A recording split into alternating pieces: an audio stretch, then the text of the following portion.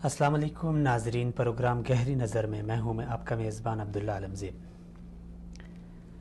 ناظرین، عالم اسلام کے آئے روز بدلتے حالات، بنتے بگڑتے اتحاد اور عالمی طاقتوں کے لیے مشق ستم بنے مسلمان، اور پھر ان سب کو دیکھتے ہوئے مسلم حکمرانوں کی اور امت مسلمہ کی پراسرار خاموشی کسی بڑے المیے سے کم نہیں۔ شام میں حلب کی تباہی اور بربادی کے بعد اب موصل کی باری ہے، جہاں نہتے اور معصوم مسلمانوں کو بے دردی اور بربریت کے ساتھ قتل کیا جا رہا ہے۔ فلسطین کو دیکھ لیجئے، کشمیر کو دیکھ لیجئے، بورما کو دیکھ لیجئے۔ الغرض جہاں کہیں مسلمان ہے اس کو نشانہ بنایا جاتا ہے۔ خلیج کے ممالک کو دیکھیے تو داعش کا بہانہ بنا کر مسلمان کا خون بہایا جا رہا ہے۔ ایشیا کے ممالک کو دیکھیے تو القاعدہ اور طالبان کا بہانہ بنا کر مسلمانوں کو نیست و نابود کیا جا رہا ہے۔ ایسے حالات میں امت مسلمہ کی، مسلم حکمرانوں کی اور مسلم ممالک میں مذہبی جماعتوں کی، علماء کرام کی، میڈیا کی کیا ذمہ داری ہونی چاہیے، اور ایک مسلمان کی حیثیت سے ہمارا ان حالات کو دیکھتے ہوئے کیا کردار ہونا چاہیے، ان سب پہ آج ہم اپنے پروگرام میں بات کریں گے۔ اس حوالے سے پروگرام میں شریک میرے مہمان ہیں جناب عبدالوہاب سلیم صاحب، جو کہ تجزیہ نگار ہیں، سکالر ہیں۔ میں سلیم صاحب آپ کو خوش آمدید کہتا ہوں۔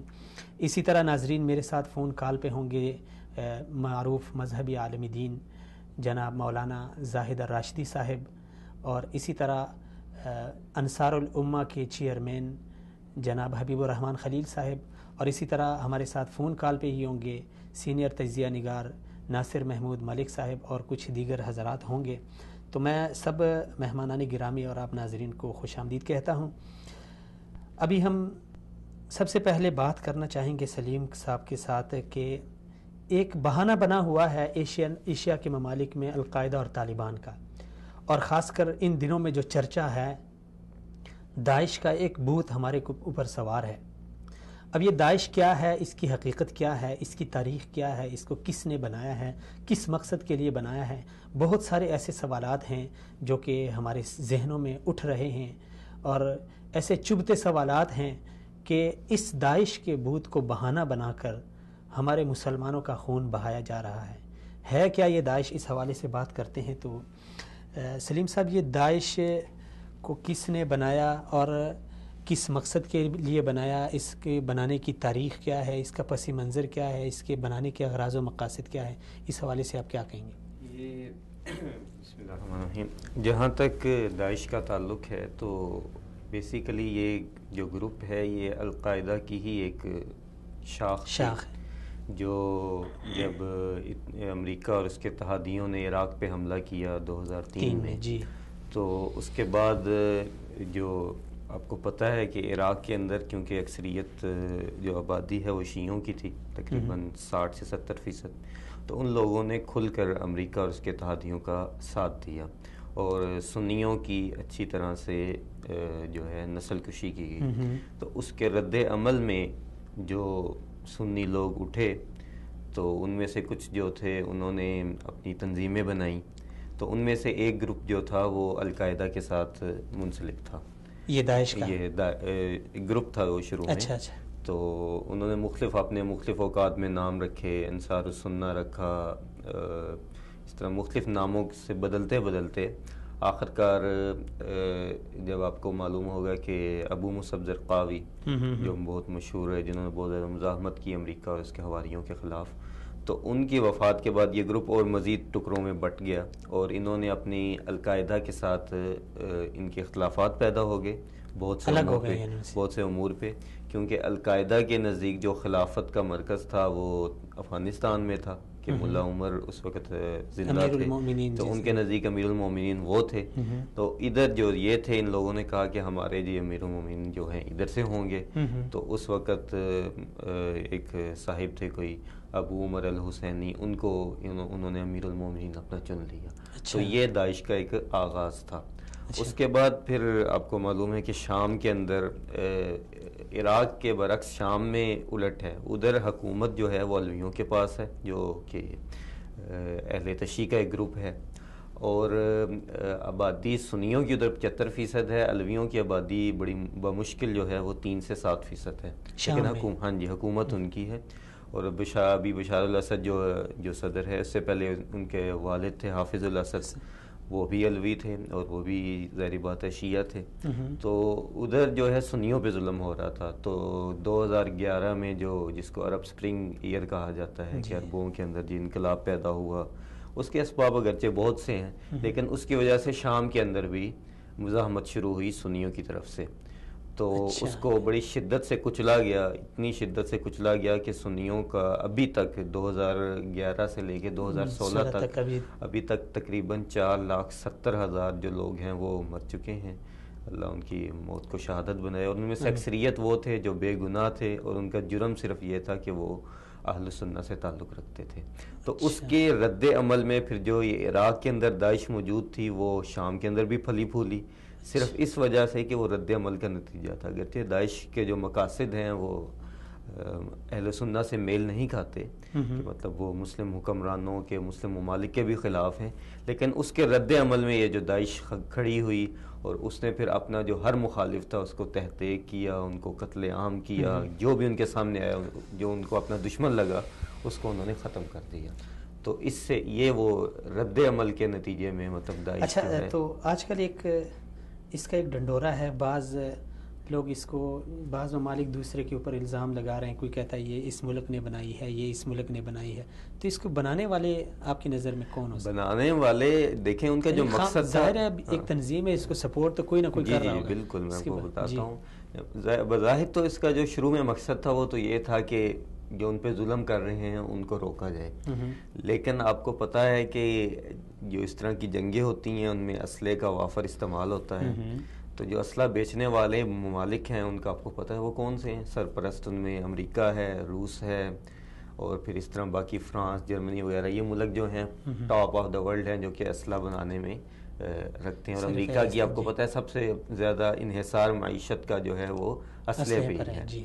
تو اس کے بعد ان گروپوں کو، کیونکہ یہ گروپ جو تھے شروع میں تو ان کے مقاصد نیک تھے کہ ہم اپنے آپ کو ظلم کے خلاف کھڑے ہوئے تھے، آواز تھے، اور ایسے علاقوں میں تھے جو کہ مقبوضہ تھے باقاعدہ، کہ جن پہ تسلط، مسلم علاقے تھے ان پہ کافروں کا تسلط موجود تھا، لیکن ان کو پھر اس طریقے سے ان کے اندر اپنے لوگ داخل کیے گئے، اور اس کے معاملے میں آپ CIA سب سے بڑی وجہ تھی، اس کے سابقہ چیف باقاعدہ اعتراف کر چکا ہے، اور پھر اس طرح آج کل آپ ہیلری کلنٹن اور جو ڈونلڈ ٹرمپ ہے ان کی آپس میں بحث مسلسل سنتے ہیں، جو ایک دوسرے کو الزام دیتے ہیں، کہتے ہیں داعش آپ نے بنائی، وہ کہتے ہیں داعش آپ نے بنائی۔ تو اس کا اصل مقصد یہی تھا کہ مسلمانوں کے اندر انتشار پیدا کیا جائے، تو اس کے پیچھے یہ ممالک بالکل موجود تھے، کافر ممالک بالکل موجود تھے، اور ابھی تک موجود ہیں، کہ وہ ان کو جو داعش کے مین لوگ ہیں ان کی جو سیکیورٹی ہے، ان کا سب کچھ جو ہے یہ CIA کے تحت ہے، وہ باقاعدہ ان کو ٹریننگ دیتے ہیں، اور ایسے ثبوت باقاعدہ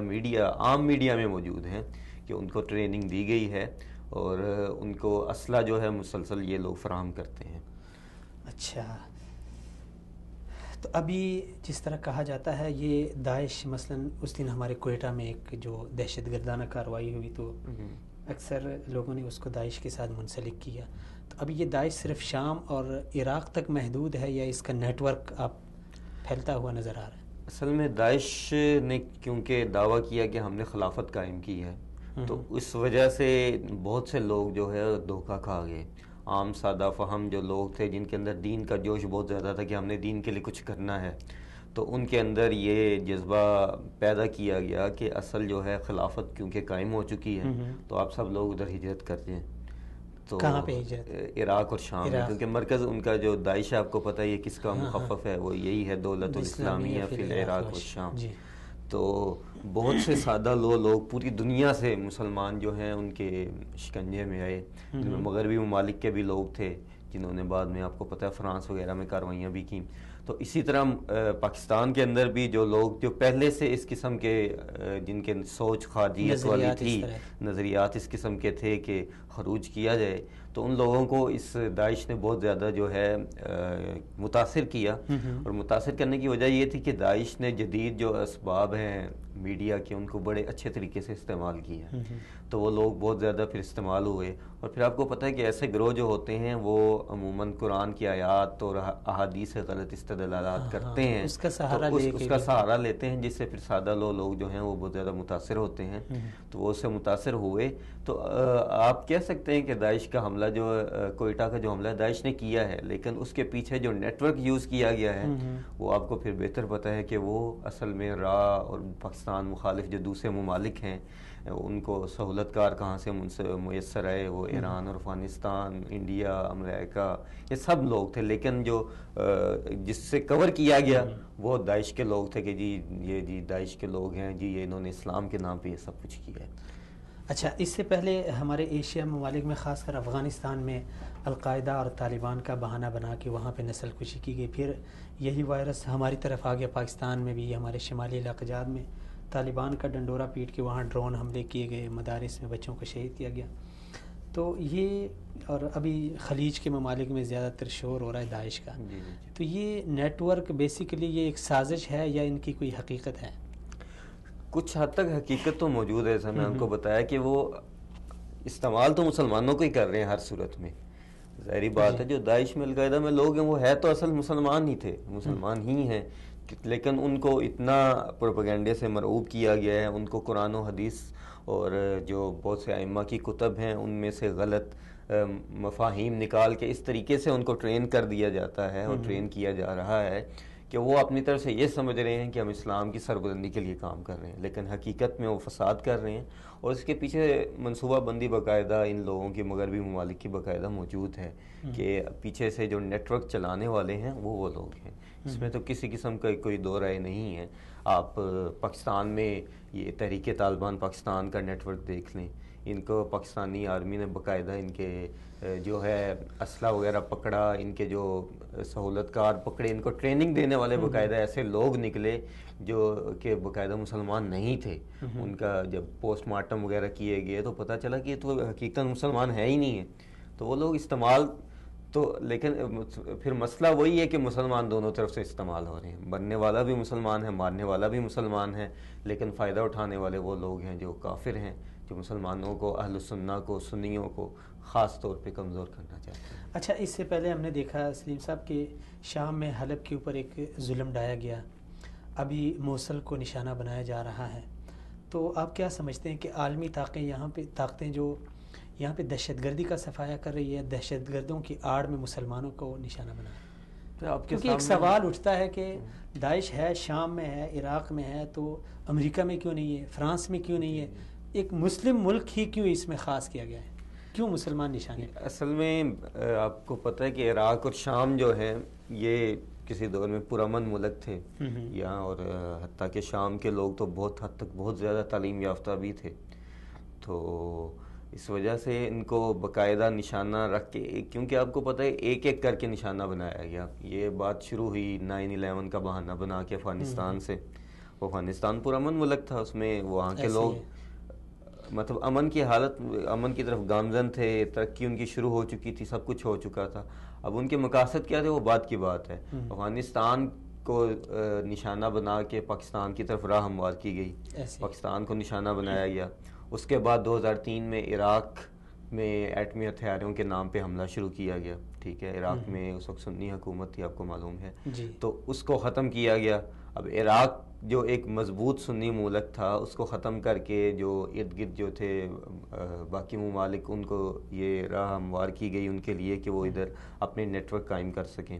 تو آپ کو پتہ ہے کہ اس کے بعد جو عراق کے اندر گروپ تھے شیعوں کے، انہوں نے جو تھے ظلم کیے، ان پہ حملے کیے سنیوں پہ. کون سے حزب اللہ والے یا الحشد الشعبی؟ حزب اللہ، اور یہ ابھی اگر میں بول نہیں رہا تو ایران کی طرف سے ایک گروپ ہوتا تھا جس کا ایک صاحب تھے صدری، ان کے نام کے اندر آتا تھا، وہ صاحب تھے.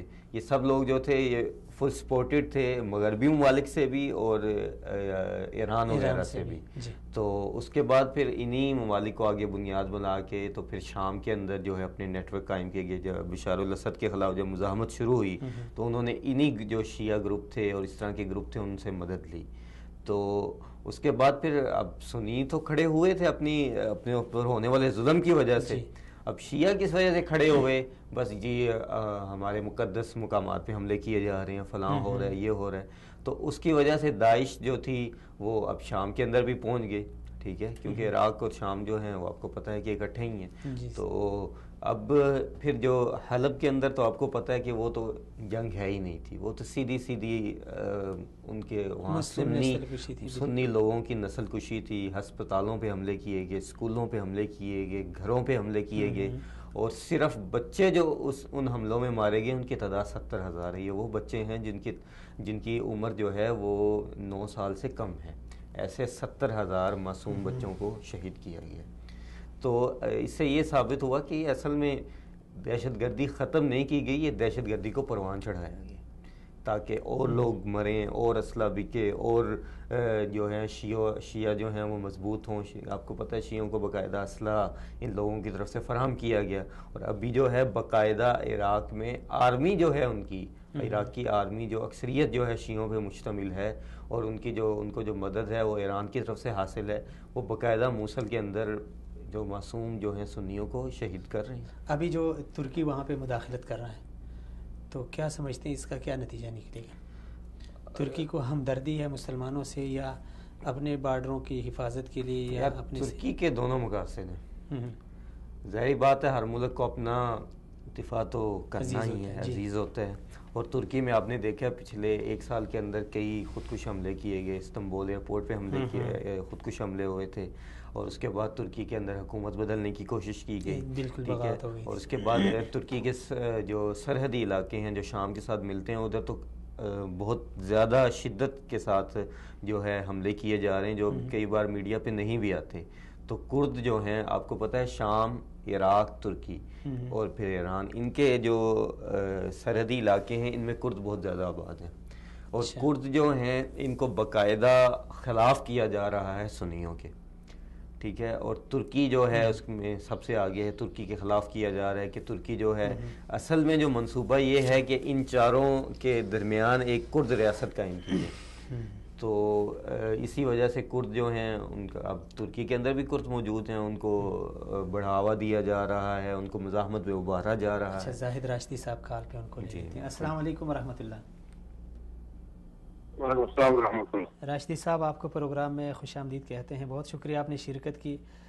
شیخ یہ بتائیں کہ ابھی اسلام اور مسلمانوں کے خلاف کفر ایک ملت واحدہ کا روپ دار چکی ہے، لیکن اس کے برخلاف اگر مسلمان ہیں تو وہ ان کی حالت کچھ تشویشناک ہے.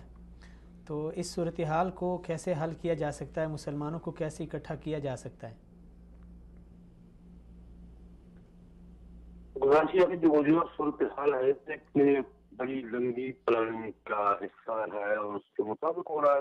جو دنیا کفر کی پلاننگ تھی، پہلے اس خلافت کو ختم کرنا، پھر مشرق وسطیٰ کے جغرافیہ کو بدلنا اور اپنی مرضی کی سرحدات. یہ 100 سال پہلے برطانیہ نے یہ نقشہ بنایا تھا، اس نے اس کو مکمل کروایا. اس کے مطابق جو مسلمانوں کے پاس تیل کے ذخائر تھے اور ان کو ہڑپ کرنا اور ان کو صنعتی اور عسکری اور سیاسی اعتبار سے مفروض رکھنا، وہ 1 سال میں 100 سال میں کر لیا.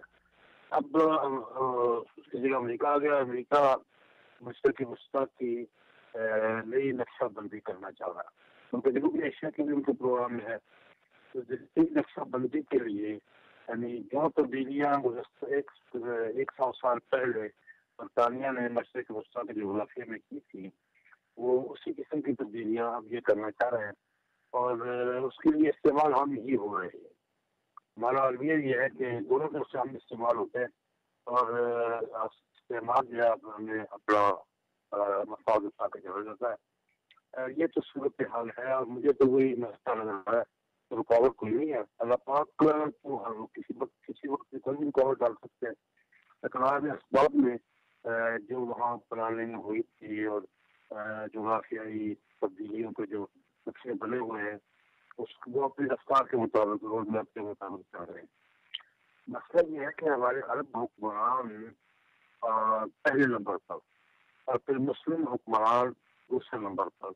کیا یہ صورتحال کی ادراک رکھتے ہیں؟ انہوں نے صورتحال کو قبول کرنے کا فیصلہ کر لیا ہے. میرے خیال میں اس پہ غور کرنے کی ضرورت ہے. پہلے نمبر پر عرب حکمران دوسرے نمبر پر مسلم حکمران. ملت اسلامیہ کی بات اس پہ یہ ہے کہ نہ تو یہ امت کی اجتماعیت کی نمائندگی کرتے ہیں اور نہ ترجمہ نہیں کرتے ہیں.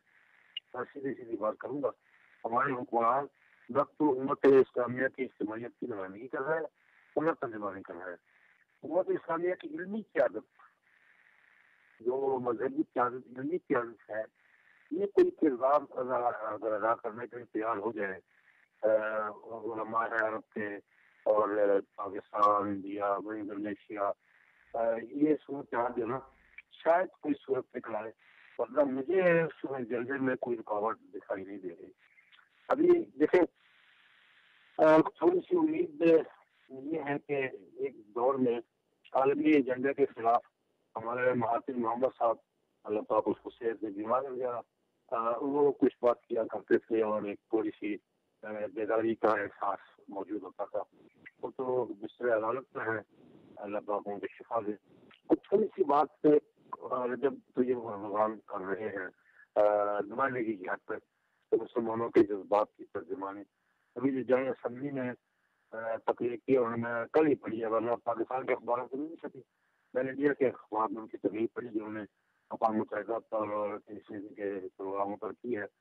تو ہمیں اصل میں ایسے رہنما جو ہے ہمارے جو ہمارے جذبات کی اور صحیح صورتحال کی ترجمانی کرتے ہیں ان کی آواز ملانا چاہیے اور علمی حلقوں کو باہمی رابطے اور باہمی مشورے کے ساتھ کم از کم امت کی صحیح رہنمائی تو کریں. قیادت تو حکمرانوں نے کرنی ہے لیکن رہنمائی اور بات کہنے کی اور اپنے موقف کے اظہار کی کوئی نہ کوئی صورت ہمیں ضرور اختیار کرنی چاہیے. اور یہ علمی قیادتوں کو باہم رابطے کے ساتھ اور ذرا حوصلے اور تدبر کے ساتھ امت مسلمہ کے جذبات کی ترجمانی اور نمائندگی کرنے کا راستہ نکالنا چاہیے. اچھا شیخ یہ پوری دنیا میں اگر دیکھا جائے تو مسلمان ہی نشانے پر ہے تو کیا آپ کیا سمجھتے ہیں کہ یہ ایک تباہی کی طرف ہم گامزن ہیں یا یہ ہمیں ہمارے جگانے کے لیے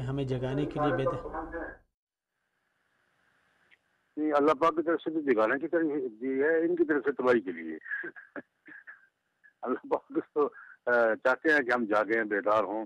اللہ پاک کبھی کبھی جھنجھوڑتے ہیں ہمیں اور اس وقت زیادہ ہی جھنجھوڑ رہے ہیں. یہ مجھے غزوہ احزاب کی کیفیت نظر آ رہی ہے کہ ہنالک ابتلی المؤمنون وزلزلوا زلزالا شدیدا. لیکن وہاں صورتحال کہ ایمان تھا, ایمان یقین تھا اور اعتماد تھا, توکل تھا, تو اس کے اللہ پاک نے اس کے ثمرات عطا فرمائے. اب ہمیں یہ ایمان اس سطح پر یعنی ان طبقوں میں دکھائی نہیں دے رہا جن طبقوں نے صورتحال سنبھالنی ہے. مفادات ہیں علاقائی, طبقاتی, گروہی, ان مفادات سے ہم جان چھڑانے کو تیار دکھائی نہیں دے رہے. لیکن انشاءاللہ اللہ پاک کوئی کوئی راستہ نکالیں گے. اللہ پاک نے ہمیں بھی بچانا ہے, دین کو بھی بچانا ہے انشاءاللہ العزیز. لیکن اپنی کوشش کرتے رہنا چاہیے اور علمی اور فکری قیادت کو بیدار رہنا چاہیے اور اپنی بات اور اپنے کوششوں کو جاری رکھنا چاہیے. چلیں جی, بہت شکریہ نوازش آپ نے شرکت کی. اچھا جی, سلیم صاحب کہہ رہے ہیں کہ ہماری جو قیادت جن کے ہاتھ میں ہے ان کے اندر تھوڑی سی کمزوری ہے. تو جو مسلم حکمرانوں کی قیادت پہلے تو نہ ہونے کے برابر ہے, یعنی امت کے حوالے سے ان کی کارکردگی یا ان کی آواز یا ان کی جو آپ سمجھیں کہ کارگزاری کچھ بھی نہیں ہے. اور دوسری بات یہ کہ قیادت جن کے ہاتھ میں ہے وہ ایمانی لحاظ سے کمزور ہیں یا کس لحاظ سے کمزور ہیں؟ یہ ظاہری بات ہے، جس طرح پوری امت کا معاملہ ہے کہ ایمانی لحاظ سے گراوٹ میں ہے، تو حکمران تو بالاولیٰ پھر گراوٹ میں ہوتے ہیں، کیونکہ آپ کو پتہ ہے اقتدار کا نشہ ایسا ہوتا ہے کہ اچھے خاصے کو ہلا دیتا ہے، تو وہ تو پھر بھی حکمران ہے۔ تو پہلی بات تو یہ ہے کہ حکمران پہلے تو ان کو اس چیز کا احساس نہیں ہے کہ وہ ایک امت کا حصہ ہیں۔ ہر جگہ جو ہے وہ قومیت اور ملک کی بنیاد پر فیصلے کیے جاتے ہیں، بجائے اس بنیاد پہ کہ ہم ایک پوری امت ہیں، ہمارے تقریباً 60 کے قریب ممالک ہیں، ان کے مفادات کا خیال رکھا جائے۔ اگرچہ کئی ممالک اس سلسلے میں کوشش کرتے ہیں، جیسے سعودی عرب کا کردار ہے کہ وہ OIC جو ہے آرگنائزیشن آف اسلامک کنٹریز، اس کا سب سے زیادہ فنڈ دینے والا، اس کے مسلسل اجلاس کرنے والا، اس میں تجاویز دینے والا سعودی عرب سر فہرست ہے۔ لیکن باقی کئی ممالک ایسے ہیں جن کا کردار جو ہے مثبت کیا منفی قسم کا بھی ہوتا ہے، وہ اجلاسات میں شرکت نہیں کرتے، کوئی تجاویز نہیں ہوتی، اور پھر OIC جو خود اس کا جو ایک اس کی گورننگ باڈی ہے وہ بھی کوئی مؤثر کردار ادا نہیں کر پاتی۔ جیسا کہ اب کئی مسلم ممالک کے تنازعات ہیں، اس میں OIC کا کردار جو ہے وہ بالکل صفر قسم کا ہے۔ جیسے شام کا تنازعہ ہے، اب شام کے تقریباً فریق جو ہیں شروع میں سب مسلم ممالک تھے، بعد میں اس میں روس اور امریکہ جو ہیں وہ کودے ہیں، تو OIC اس میں ناکام رہا ہے۔ اس طرح کشمیر کا مسئلہ ہے، فلسطین کا مسئلہ ہے، جو کیا کہتے ہیں 70 سال سے دونوں مسائل جو ہیں قدیم ہیں، لیکن ان پہ OIC کا کردار نہ ہونے کے برابر ہے۔ اچھا، اس سے پہلے آپ بات کر رہے تھے یہ ترکی کے حوالے سے کہ ترکی موصل میں اس نے جو ابھی فوج داخل کی ہے اپنی، وہاں پہ اس نے دلچسپی لی ہے، تو اس کی ہمدردی ہے یا؟ تو پہلی بات تو یہ ہے کہ جیسا کہ بتایا کہ اپنا دفاع ہر ایک کو عزیز ہے، اس لحاظ سے تو ان کا حق بنتا تھا کہ وہ کریں، وہ انہوں نے کیا۔ اور دوسری بات یہ ہے کہ ترکی کے جو موجودہ قیادت ہے، کسی حد تک ان کے اندر احساس موجود ہے کہ ان کو مسلم امہ کا جو ہے وہ خیال رکھنا ہے۔ طیب اردوغان جو ہے مسلسل کسی بھی ایشو پہ ہو، ان کے جو بیانات اور ان کا جو اقدامات ہیں وہ کافی حد تک مثبت اور قابل تعریف ہیں اور قابل تحسین ہیں۔ جیسا کہ جب فلسطین کا ایشو ہو یا پچھلے دنوں جیسا کہ کشمیر کا ایشو تھا، تو کشمیر کے ایشو پہ باقاعدہ ان کی پارلیمان نے باقاعدہ بحث کی ہے، اور اس کے بعد فلسطین کے ایشو پہ انہوں نے جیسے کچھ عرصہ پہلے ایک اجلاس میں اسرائیل کے وزیر اعظم کو باقاعدہ مخاطب کر کے انہوں نے کہا تھا کہ آپ اس معاملے میں ہمیں کمزور نہ سمجھیں۔ اور پھر بنگلہ دیش سے بھی انہوں نے بنگلہ دیش میں جب وہ پھانسیاں دی جا رہی تھیں، اس پہ باقاعدہ انہوں نے سفیر کے ساتھ۔ آپ کیا سمجھتے ہیں اگر دیگر اسلامی ممالک بھی اس سے کچھ سیکھ کے اس طرح کہ یعنی آہستہ آہستہ چینجنگ تو آ رہی ہے، انشاءاللہ آئے گی، اور جس طرح مولانا نے کہا کہ یہ ہمیں جھنجھوڑنے کے لیے، بیدار کرنے کے لیے کچھ ہو رہا، تو اگر سارے مسلم ممالک، ہمارا پاکستان، سعودی عرب، ترکی، یہ اس طرح سب مل کے اس طرح اقدامات کریں تو کیا سمجھتے ہیں؟ اس کے لیے جو قیادت ہے کسی بھی ملک کی، کسی بھی ملک میں جو حکمران ہیں، ان کو خود مقبول ہونا چاہیے عوام میں۔ اب آپ دیکھیں طیب اردوغان کی ہی مثال آپ لے لیں کہ ان کو اقتدار سے ہٹانے کی باقاعدہ منصوبہ بندی کی گئی، کئی سال کی منصوبہ بندی تھی پیچھے، پھر ایسے لوگ ڈھونڈے گئے جو منصوبہ بندی کو کامیاب بنائیں گے، اس میں بڑے بڑے ایئر چیف تک شامل تھے اور بڑے بڑے آفیسران شامل تھے، اور اس کو باقاعدہ امریکہ سے کنٹرول کیا جا رہا تھا، لیکن جب عوام ساتھ تھے تو وہ کوشش ناکام ہو گئی، کیونکہ عوام کے نزدیک طیب اردوغان ان کے ہمدرد ہیں، اور حتیٰ کہ مغربی میڈیا نے بڑا پروپیگنڈا کیا ہوا تھا کہ طیب اردوغان کی مقبولیت کم ہو گئی ہے، یہ ہو گیا وہ ہو گیا، وہ عوام میں اس سے مقبول نہیں ہے، ان کی پالیسیاں جو ہیں کنزرویٹو قسم کی ہیں، وہ جی شدت پسندانہ قسم کی ہیں، لیکن عوام نے ان کا دیکھیں کس طرح ساتھ دیا کہ وہ سڑکوں پہ نکل آئے، اپنی جانیں قربان کی، ٹینکوں کے آگے لیٹ گئے، فوجیوں سے اسلحہ چھین لیا۔ تو اگر آپ کے حکمران مقبول ہیں تو بلا شبہ یہ چیز بہت جلد ہو سکتی کہ آپ جو بیان دیں گے، اور پھر آپ نے اپنے جو عوام ہیں ان کو سب کچھ دیا ہو، تو پھر اس کے بعد آپ کسی دوسرے ایشو پہ بول سکتے ہیں، کسی آپ فلسطین پہ تب بولیں گے جب آپ۔ تو آپ کیا سمجھتے ہیں کہ ہمارے حکمران اس میں ناکام ہیں؟ ظاہراً تو ناکام ہیں، جب آپ اپنے ملک کے اندر انصاف نہیں فراہم کر سکتے تو آپ کیسے فلسطین کے ایشو پہ بولیں گے، آپ شام کے ایشو پہ بولیں گے۔ اسی طرح باقی مسلم ممالک کا المیہ ہے، اس میں تو کوئی دو رائے نہیں۔ چلے ہم چلتے ہیں آگے تھوڑا سا اور شام عراق کی طرف۔ اب شام اور عراق اس صدی کے تقریباً بہت ہی اہم اور مہلک ایشوز ہیں. جی کوئی شک نہیں. اب یہ حل کیوں نہیں ہو رہے؟ کیا مسئلہ ہے؟ یا اس کو کوئی حل نہیں کرنا چاہتے؟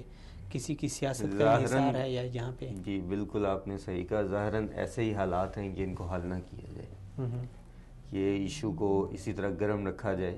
ٹھیک ہے. اس میں کئی جو ہیں سپر پاور ہیں جو اس وقت موجود ہیں، ان کے تو عزائم موجود ہی ہیں.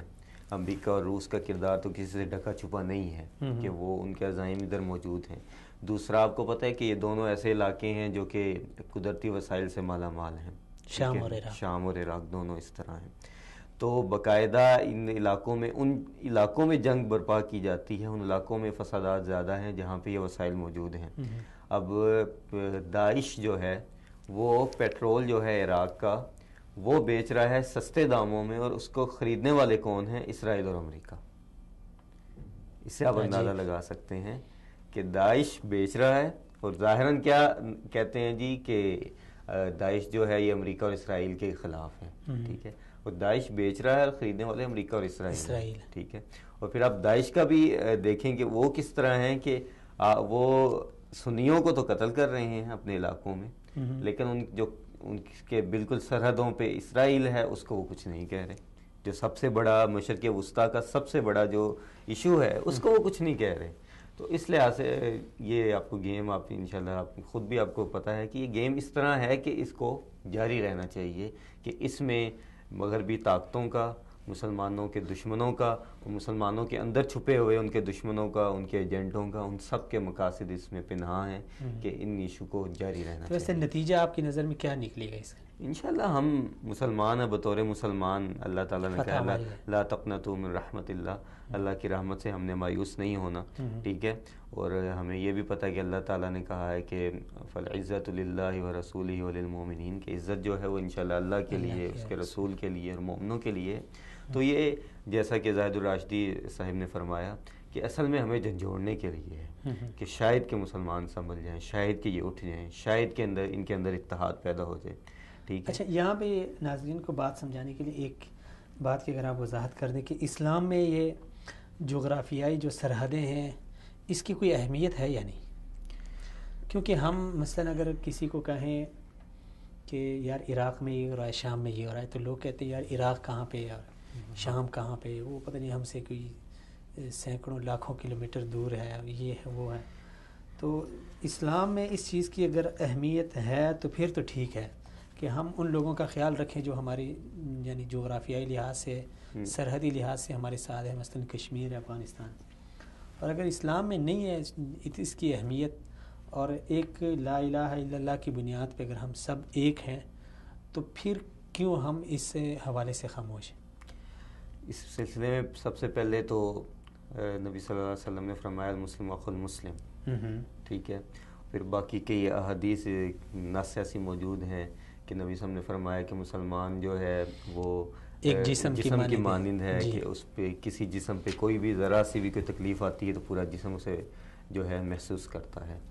تو یہ جغرافیائی جو آپ کہہ رہے ہیں کہ یہ تقسیمات ہوئی ہیں، تو اس کا پس منظر سمجھنا چاہیے کہ پہلی اور دوسری جنگ عظیم کے دوران یہ کام شروع ہوئے. اس سے پہلے آپ کو پتہ ہے کہ پاسپورٹ اور یہ سرحدیں اور یہ قومیتیں، یہ چیز کچھ نہیں تھی. اس کو نیشنل اسٹیٹ کہتے ہیں، اور نیشنل اسٹیٹ کا جو تصور ہے یہ دوسری جنگ عظیم کے بعد آیا کہ، اور مسلم ممالک میں خاص کر کے اس کو اس لیے پیدا کیا گیا تاکہ ان کے اندر اس طرح کی چیزیں یہ وطنیت جو ہے نا اس کو سب سے زیادہ اس کا پرچم سر بلند کرنے والے مصری تھے. جمال عبد الناصر جو مصر کا صدر تھا، اس نے کہا کہ ہم جو ہیں نہ تو عربی ہیں نہ ہم مسلمان ہیں، ہم سب سے پہلے مصری ہیں. ہم فرعون کی جو تہذیب ہے وہ ہمیں زیادہ عزیز ہے بجائے مسلمانوں کے، کیونکہ یہ بعد میں ہمارے پاس آئی ہے. ٹھیک ہے. تو اس پہ باقاعدہ کی کتب موجود ہیں جن میں اس پہ بڑے مفصل بحث کی گئی ہے. تو یہ اس لیے پیدا کیا گیا کہ تاکہ ان کے اندر وطن کی محبت پیدا ہو. ٹھیک ہے. جو کہ اقبال نے بھی کہا تھا کہ جو اس دو خداؤں میں سب سے بڑا وطن ہے، جو اس کا پیراہن ہے وہ مذہب کا کفن ہے. تو اس سے مذہب کا کفن ہے، مطلب یہ ایک طرح کا مذہب کو، اسلام کو ختم کرنے والی بات ہے کہ یہ وطنیت اس لیے پیدا کی گئی. اور اس سلسلے میں وہ مشہور حدیث پیش کی جاتی ہے جو کہ موضوع حدیث ہے کہ جو ہے وطن کی محبت یہ ایمان میں سے ہے. ٹھیک ہے. ایسا کوئی ہے یہ من گڑت ہے، وہی من گڑت ہے، یہ حدیث موضوع ہے، اس کو جو ہے امام ابن جوزی انہوں نے موضوعات جو ان کی مشہور کتاب ہے اس کے اندر بیان کیا ہے. اچھا. تو اب یہ دیکھیں کہ اس کو اب یہ اتنا مضبوط ہو چکا ہے کہ سوائے پاکستان جو ہے اس کی جغرافیائی طور پہ پاکستان جو ہے وہ ایک قوم نہیں ہے. ٹھیک ہے، پاکستان ایک نظریے پہ ہے. اس کے علاوہ سب قومیں جو بنی ہیں وہ اب جغرافیائی پہ ہیں. اب جو مصری ہے وہ کہتا ہے میں پہلے مصری ہوں، جو عراقی ہے وہ کہتا ہے پہلے میں عراقی ہوں. اب پھر وہ اب حالات اب دیکھ لیں کہ عراق کو کچھ ہوا تو کوئی ساتھ کا ملک اٹھ کے مدد کے لیے نہیں آیا. شام کو کچھ ہوا، بنیادی وجہ یہ بالکل آپ دیکھیں کہ جب آپ کو میں یہ کہوں کہ میرا یہ ایریا ہے، یہ میری حدود ہیں، اس کے اندر میں نے سب کچھ کرنا ہے، اس کے باہر جو ہے کوئی مرے کوئی زندہ رہے میرا اس سے کوئی تعلق نہیں ہے. تو پھر یہ چیزیں پیدا ہوتی ہیں. تو یہ باقاعدہ چیزیں پیدا کی گئیں اور اتنا اس قومیت کو مضبوط کیا گیا کہ آپ خود دیکھ لیں پوری دنیا میں بھی اسی طرح ہے کہ ہر کوئی جو ہے وہ کہتا ہے کہ مجھے تو اپنا وطن زیادہ عزیز ہے. ٹھیک ہے، تو پاکستان افغانستان کے اندر اسی طرح حالات پیدا کیے گئے ہیں کہ اب افغانی جو کہتا ہے میں پہلے افغانی ہوں. یعنی آپ کہتے ہیں کہ اسلام میں اس کا کوئی تصور نہیں ہے؟ جی بالکل. جغرافیائی سرحدی کوئی اس لحاظ سے کہ جیسے مثال کے طور پہ پاکستان یہ پالیسی بنائے کہ ہم پہلے اپنا دفاع مضبوط کریں گے، اتنا بنائیں گے کہ اس کے بعد ہم کسی دوسرے، یہ تو ایک اور چیز ہے. ایک یہ کہنا کہ اس کے ساتھ میرا کوئی تعلق ہی نہیں ہے، میں نے اس موضوع پہ بولنا ہی نہیں ہے، اس موضوع پہ کسی کی مدد ہی نہیں کرنی، تو یہ تو سراسر اسلامی تعلیمات کے خلاف ہے. اچھا، تو اب جب اسلام میں اس کا کوئی تصور نہیں ہے جغرافیائی یا سرحدی اس چیزوں کا تقسیم کا، تو پھر ہم اگر چاہیں مثلا ہم پاکستان میں ہیں، ہمارے نوجوان ہیں جو سوشل میڈیا تک ان کی رسائی ہے، پرنٹ میڈیا تک ہے، اگر وہ مثلا ان حوالوں پہ اپنی آواز اٹھانا چاہیں تو وہ کیا کر سکتے ہیں؟ یعنی آپ ان کو کیا مشورہ دیتے ہیں کہ وہ کس طرح فلسطین، کشمیر، عراق، شام اس حوالے سے ایک اچھا جو ہے نا پیغام؟ یہ آپ نے بالکل درست بات کی. سوشل میڈیا بہت بڑا ہتھیار بن کے سامنے آیا ہے، تو اس کے نقصانات تو اس پہ بہت ذکر ہوتا ہے، لیکن اس کے فوائد میں سے یہ اللہ تعالیٰ نے ایک نعمت سے نوازا ہے کہ امت جو ہے وہ جڑ سکتی ہے. ٹھیک ہے، تو اس سلسلے میں سب سے پہلے تو یہ کام ہونا چاہیے کہ عربی جو لکھنے والے اچھے لوگ ہیں ان کے تراجم اردو میں کیے جائیں، تاکہ ہمارا اردو طبقہ جو ہے اس کو باقاعدہ نہ جغرافیائی لحاظ سے نہ تاریخی لحاظ سے ان ایشوز پہ معلومات نہ ہونے کے برابر ہیں ان کے پاس. ان کو وہی معلومات ملتی ہیں جو آپ کو ویسٹرن میڈیا یا کچھ اس طرح جو دے وہ ان کے پاس معلومات ہیں. صحیح جو معلومات ہیں وہ ان کے پاس نہ ہونے کے برابر ہیں. تو اس لحاظ سے جو لوگ جو سوشل میڈیا پہ لوگ ایکٹیو ہیں ان کو پہلے تو ان کو تاریخی لحاظ سے بتانا چاہیے یہ ایشوز ہے کیا، اس پہ مسلمانوں کا شروع سے موقف کیا تھا. ٹھیک ہے، اور پھر اس کے بعد ابھی موجودہ صورتحال اصلاً کیا ادھر موجود ہے اس کے بارے میں. عربی میں تو میڈیا کافی حد تک معلومات مل جاتی ہیں، لیکن اردو میں جیسے یہ وصال ٹی وی کام کر رہا ہے، تو اس طرح سوشل میڈیا پہ ایسے جو پیجز ہیں، جو ایسے گروپ ہیں، ایسے لوگ ہیں، ان کی تحریروں کا اردو میں ترجمہ ہونا چاہیے. تو جو لوگ یہ کام کر رہے ہیں ان کو سب سے پہلے تو اس چیز پہ توجہ دینی چاہیے کہ ان چیزوں کا اردو میں ترجمہ ہو، اور پھر جو ہمارے ہاں ایشوز ہیں ان کی کوریج ادھر نہ ہونے کے برابر ہے. فلسطین کا ایشو ہے، افغانستان میں کیا ہو رہا ہے، پاکستان میں کیا ہو رہا ہے، کشمیر کی تازہ ترین صورتحال. اب دیکھیں، اب کشمیر کی اب آپ دیکھیں جو کشمیر کی تحریک ہے اس کو ابھی تقریباً 110 دن سے زیادہ ہو گئی، جو تازہ ترین تحریک جو شروع ہوئی تھی، جو وہاں برہان وانی کی ہلاکت شہادت کے بعد شروع ہوئی. تو اس پہ ابھی جو ہے اس میڈیا میں، سوشل میڈیا میں، عرب میڈیا میں کوئی نہیں بتانے والا. تو ان ایشوز پہ جو لکھنے والے ہیں ان کو بالکل توجہ دینی چاہیے کہ وہ عرب میڈیا میں اس پہ توجہ دیں، اس پہ لکھیں اور لوگوں کو اس سے آگاہ کریں. تو اس لحاظ سے آپس میں یہ ایک نیٹ ورک بن سکتا ہے بہت مضبوط کہ ان عرب مسلمان مغرب میں جو بیٹھے ہیں ان سب کو یہ ایک آواز بن کے اس پہ بات کی جائے، تو یہ انشاءاللہ بہت مفید ہو سکتا ہے ہمارے لیے. اچھا، فلسطین اور کشمیر بھی ہمارے سامنے ہیں، یعنی بہت سارے المیہ تو اتنے ہیں کہ بندہ گنتے تھک جاتا ہے، لیکن جو خاص کر ان دنوں میں ہے، ابھی فلسطین کی حالت ہے، کشمیر کی حالت ہے، عرصہ ہو گیا. چلیں ابھی خلیل صاحب کو کال پہ لیتے ہیں، خلیل الرحمان صاحب، اس کے بعد. السلام علیکم ورحمۃ اللہ. جی وعلیکم السلام. خلیل صاحب آپ کو پروگرام میں خوش آمدید. سر سر یہ جی بہت بہت شکریہ. اگر دیکھا جائے سر کچھ عرصہ پہلے شام میں حلب، اس کے بعد ابھی موصل اور کشمیر، فلسطین، جہاں پہ بھی دیکھیں اسلام اور مسلمانوں کو نشانہ بنایا جا رہا ہے. تو آپ کیا سمجھتے ہیں کہ یہ دہشت گردوں کا صفایا ہو رہا ہے یا دہشت گردوں کی آڑ میں مسلمانوں کا صفایا کیا جا رہا ہے؟ بسم اللہ الرحمن الرحیم. بہت بہت شکریہ جی وصال ٹی وی پروگرام کے اندر مجھے مدعو کرنے کا، اور بڑا حساس اور بڑا اہم موضوع ہے.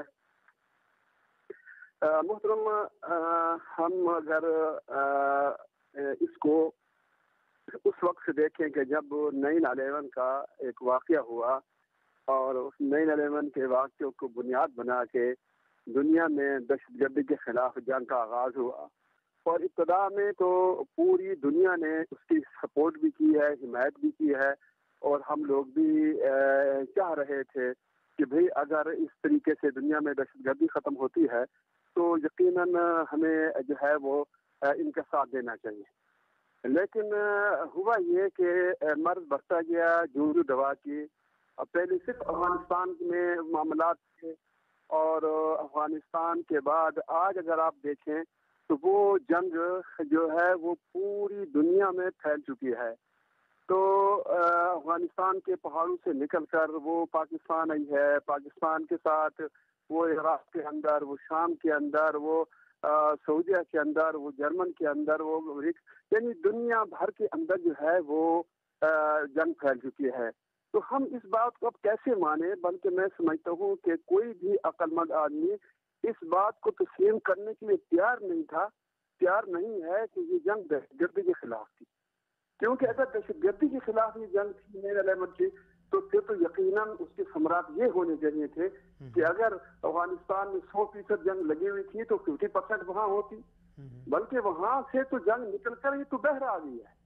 تو میں تو ایک بات کہتا ہوں، کہیں ایسا تو نہیں ہے کہ امریکی فائر بریگیڈ کے اندر جو ہے وہ ٹینکروں کے اندر وہ پانی کی بجائے کہیں تیل تو نہیں تھا کہ وہ بجھانے کی بجائے وہ آگ کے شعلے جو ہے وہ دنیا کے اندر جو ہے وہ پھیل چکے ہیں.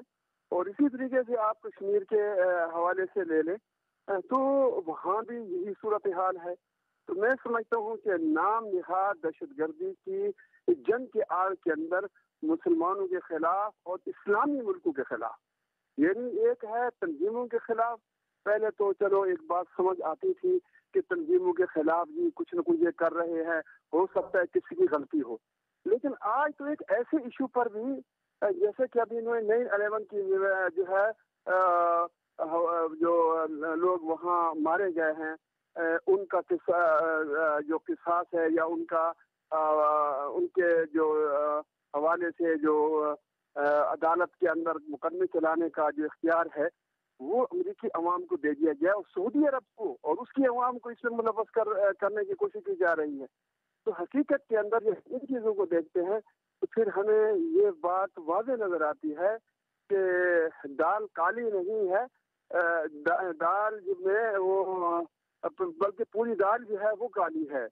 اور ایسا مسئلہ نہیں ہے کہ اچھا شیخ خلیل صاحب، آپ ماشاءاللہ انصار الامہ کے چیئرمین ہیں اور دفاعی حرمین کونسل کے میرے خیال میں جنرل سیکرٹری ہیں.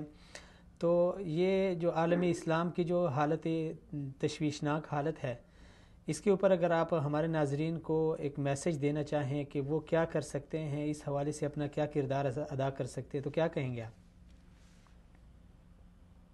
محترم، میں تو یہی کہوں گا کہ اس وقت عالم اسلام کو سلمان بن عبدالعزیز صاحب کی قیادت میں ایک اچھی یعنی رہنمائی مل رہی ہے اور ایک اچھی قیادت میسر رہی ہے، اور انہوں نے مسلمانوں کے اتحاد پہ زور بھی دیا ہے، اور 34 ملکوں کا اتحاد عسکری بھی ہے اور سیاسی بھی ہے.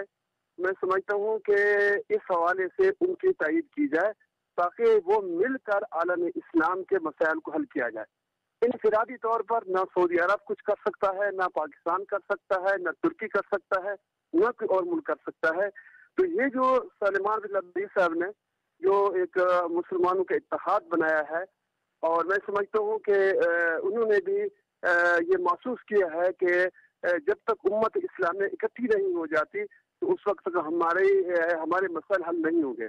تو میرے خیال میں اس اتحاد کو اور مضبوط کریں اور حکومتی محاذوں پر بھی اس کو مضبوط ہونا چاہیے. اور ملک بھر کے اندر جو ہماری اسلامی اور محب وطن اور محب اسلام تحریکیں ہیں یا شخصیات ہیں، انہیں چاہیے کہ اس وقت وہ بھی اس اتحاد کو مضبوط مستحکم کریں اور عالم اسلام کے خلاف ہونے والی سازشوں کے خلاف جو ہے وہ اسلامی ملکوں کا اور خاص کر سعودی عرب اور پاکستان اور ترکی کا جو ہے وہ بھرپور طریقے سے ساتھ دیں. تو انشاءاللہ میں سمجھتا ہوں کہ اس وقت کی جو قیادت ہے یعنی وہ ماشاءاللہ بہت ہی سمجھدار ہے اور انہوں نے حالات پر کنٹرول کرنے کی پوری صلاحیت جو ہے وہ الحمدللہ وہ رکھتے ہیں. تو میں سمجھتا ہوں کہ اس وقت پوری دنیا کے مسلمانوں کو امت مسلمہ کے حالات کو سدھارنے کے لیے سلیمان عبد العزیز صاحب کی جو ہے بھرپور تائید اور حمایت کرنی چاہیے. بہت شکریہ نوازش، آپ نے شرکت کی. اچھا سلیم صاحب، بات آپ کر رہے تھے فلسطین کشمیر ان کا جو پس منظر ہے اور عرصہ ہو گیا ہے، یعنی یہودی آ گئے ہیں جو کہتے ہیں کہ یہ فلسطین ہمارا ہے. اور ہمارا اگر دیکھا جائے تو اسپین جو 600 سال جس میں ہم نے حکومت کی تھی ان کو خود ان کا قبضہ ہے. اس کے پیچھے ہمیں سب سے پہلے تو یہ بھی دیکھنا چاہیے کہ جن لوگوں پہ، جن تنظیموں پہ، جن ممالک پہ مسلمانوں نے اعتماد کیا انہوں نے کیا کیا. اب آپ دیکھیں کہ جو فلسطین 100% مسلمان آبادی تھی، 100% تو نہیں لیکن کچھ ادھر عیسائی آباد تھے شروع سے چلے آ رہے تھے، عیسائی لوگ موجود تھے. لیکن یہ 19ویں صدی کے شروع میں یہودیوں کی، آپ کو پتہ ہے کہ ایک انتہائی جو کٹر قسم کی سیاسی اور مذہبی تنظیم تھی، زیونسٹ جنہیں کہا جاتا ہے، صہیونیت بھی اردو میں کہتے ہیں جنہیں، انہوں نے ادھر آ کے اپنا آبادی شروع کی، آباد ہونا شروع ہوئے 19ویں صدی کے شروع میں. تو جو 19ویں صدی کے اختتام تک بھی تقریباً 7% تھے، بڑی مشکل سے. تو پھر 20ویں صدی شروع ہوئی، پہلی جنگ عظیم ہوئی جس میں ہٹلر نے یہودیوں کا صفایا کرنے کی کوشش کی. کر جاتا پھر تو بہت بڑا احسان ہوتا. تو اس نے کوشش کی، خیر انہوں ختم بھی نہ ہونا تھا کیونکہ قیامت کی نشانیوں میں سے ہے کہ ان کو حضرت عیسیٰ علیہ السلام جو ہے وہ ختم کریں گے آ کے.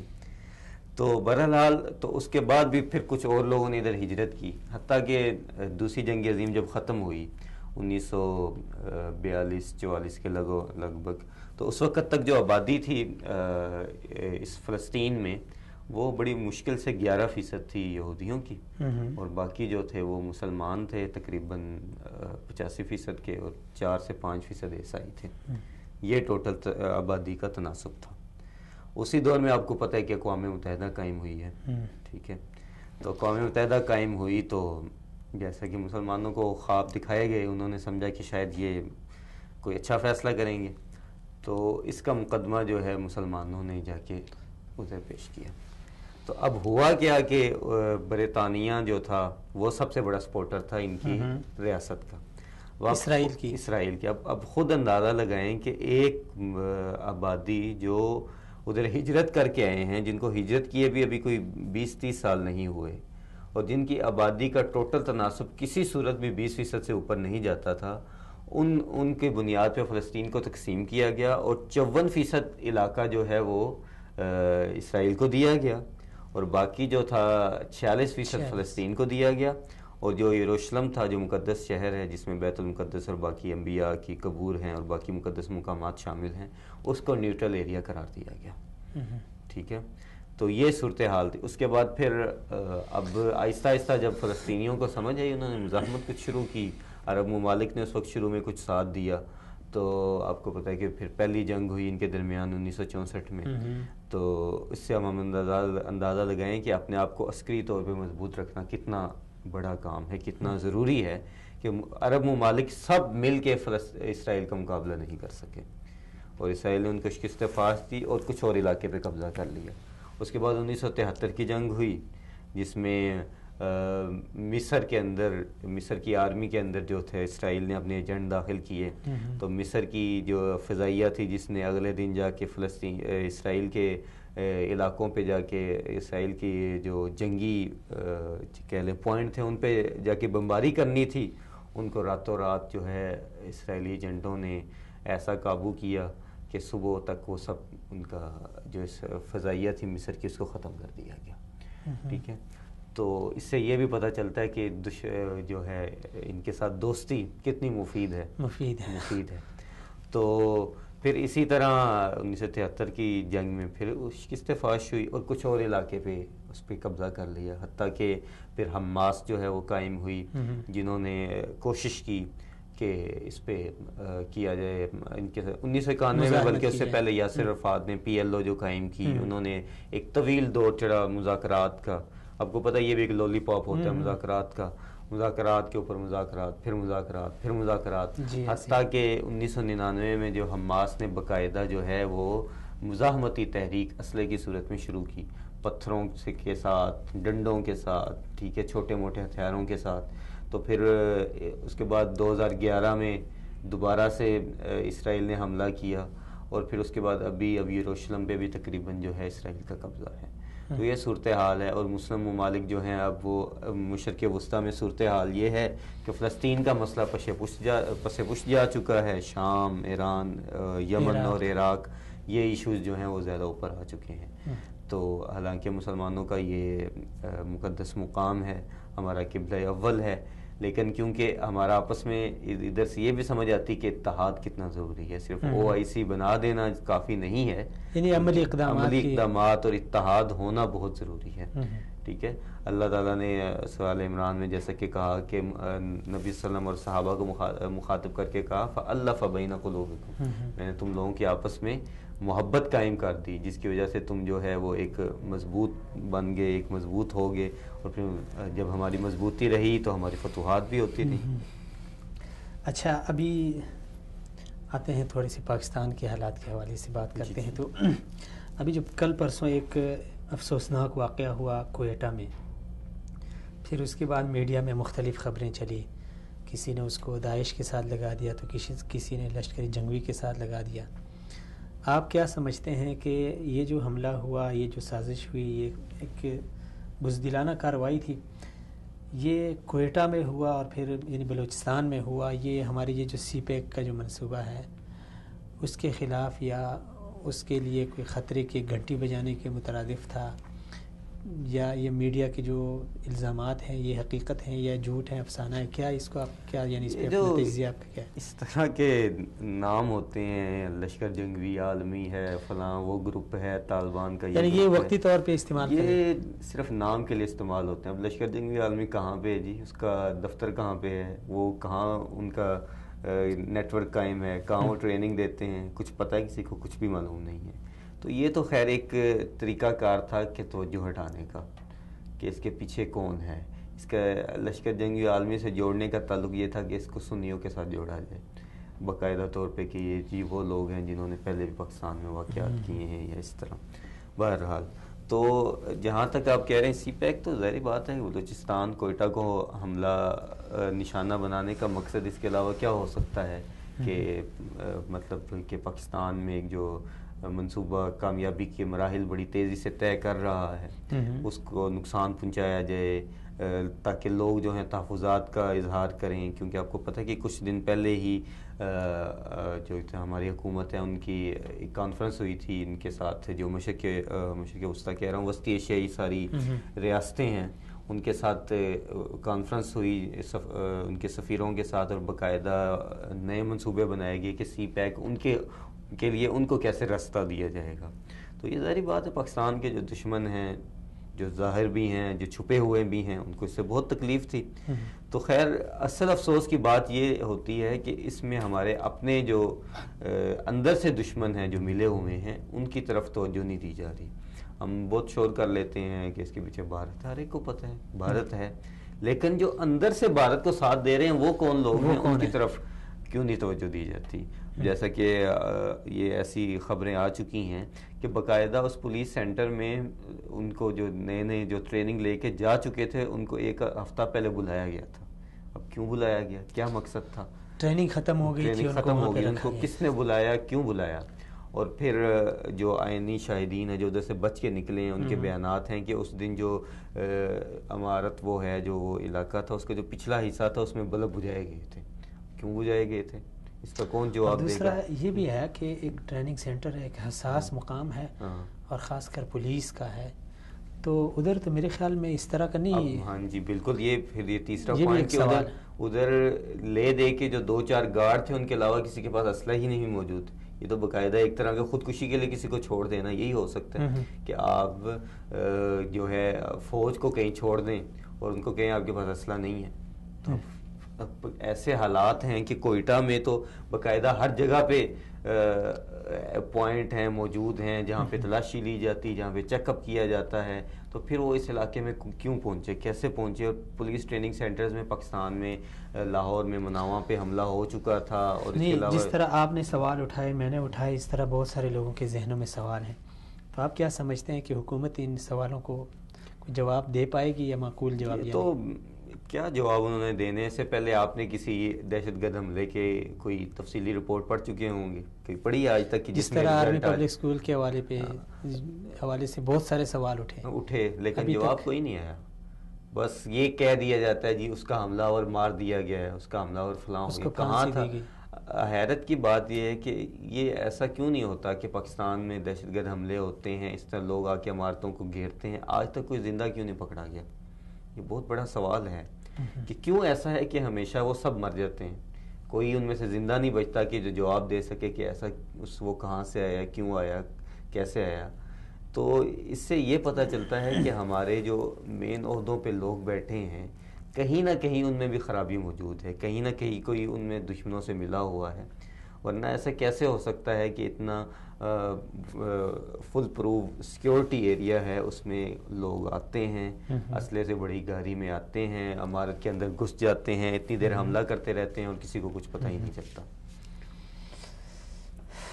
اچھا، تو صرف کوئٹہ ہی نہیں ہے، باقی ملک کی صورتحال بھی کچھ ابھی تو الحمدللہ کافی یہ آپریشن کے بعد کافی حد تک بہتر ہو گئی ہے، لیکن اس طرح کی یہ حالت آپ کیا سمجھتے ہیں کہ جب معاشرے کی طرف سے، قوم کی طرف سے یہ سوال اٹھتے ہیں اور پھر حکومت یا سیکورٹی ادارے اس کے اوپر اسی طرح خاموشی اختیار کرتے ہیں، تو جب اس طرح خاموشی اختیار ایک بار ہوئی، دوسری بار ہوئی، تیسری بار ہوئی، اب ہمیں کیا کرنا چاہیے؟ یعنی یہ تو نہیں ہے کہ ہم بھی اسی طرح خاموش رہیں.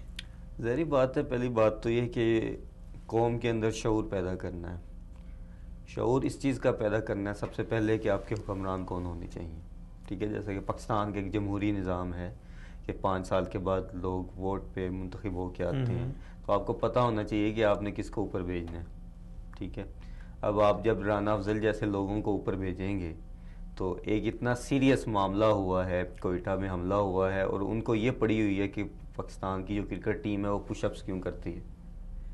جب ایسے لوگوں کو آپ اوپر بھیجیں گے، اس طرح کے مضحکہ خیز لوگوں کو، تو پھر ظاہری بات ہے جب قیادت اس قسم کی ہو تو پھر مسائل تو نہیں نہ حل ہوتے. ٹھیک ہے، اور آپ کے ایسے عہدوں پہ وزراء ایسے بٹھائے ہوں کہ جن کو اس وزارت کا ہی کچھ نہ پتہ ہو، تو پھر تو صورتحال بہتر نہیں. دوسری جو قوم کے اندر شعور پیدا کرنا ہے کہ ان کے اندر یہ شعور پیدا کرنا ہے کہ صحیح کیا ہے اور غلط کیا ہے. ٹھیک ہے، قوم خود تمیز کرے کہ کیا صحیح ہے کیا غلط ہے، مذہبی لحاظ سے، قومی لحاظ سے. اب یہ شعور پیدا کرنا ہے کہ اب جیسے بلوچستان کا ایریا ہے، خیبر پختونخوا ہے، ان لوگوں کے اندر احساس محرومی جو ہے وہ تیزی سے بڑھ رہا ہے کہ ہمیں کچھ دیا نہیں جا رہا، ہمارے حقوق پہ ڈاکہ مارا جا رہا. تو اب ان کے اندر یہ شعور تو آخر کو ہم لوگوں نے ہی پیدا کرنا ہے کہ یہ سب کچھ آپ کے فائدے کے لیے ہو رہا ہے. ٹھیک ہے، تو یہ شعور پیدا کرنے کی ضرورت ہے بہت حد تک، اور اس کے لیے تعلیمی نظام کو بہتر بنانے کی ضرورت ہے. ٹھیک ہے، یعنی شعور کی بیداری کے لیے تعلیمی نظام بہت بہتر ہونا چاہیے کہ جس میں صرف تعلیم نہ ہو، تربیت ہو. کہ وہ ایک جو آپ کے تعلیمی اداروں سے ایک آدمی نکلے, یعنی جو جانکاری تک محدود نہ ہو, بلکہ ایک فرد جو نکلے وہ باقاعدہ ایک سچا مسلمان ہو, ایک سچا پاکستانی ہو, ایک بہترین انسان ہو. یہ نہ ہو کہ وہ ڈگری لے کے بس باہر نکل آئے کہ جی میرے پاس MBA کی ڈگری ہے, میرے پاس MBBS کی ڈگری ہے, میں انجینئر بن چکا ہوں, لیکن اس کے اندر شعور نام کی کوئی چیز نہ ہو. ٹھیک ہے, ہمارے ہاں ہوتا یہ ہے کہ اس طرح کے لوگ نکل رہے ہیں, اور اس طرح کے لوگ آ کے ہمارے عہدوں پہ بیٹھ جاتے ہیں جن کو یہ نہیں پتہ ہوتا کہ پاکستان کیا ہے, مفادات کیا ہیں, لیکن ان کے پاس ایک ڈگری موجود ہوتی ہے اور وہ عہدے پہ آ کے بیٹھ جاتے ہیں. تو اس سے پھر ہمارے جو مفادات ہیں, ہم نے کیا کرنا ہے کیا نہیں کرنا ہے, اس کو نقصان پہنچتا ہے.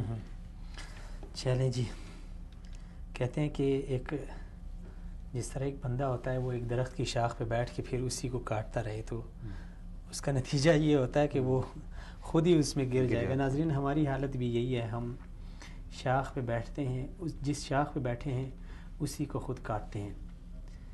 مثال اگر ہم سمجھنا چاہیں تو ہم پہلے خود بخود ایسے حکمرانوں کو اوپر لاتے ہیں, ان کا انتخاب کرتے ہیں, اور پھر جب اس طرح کے حالات ہوتے ہیں, ہماری لاشیں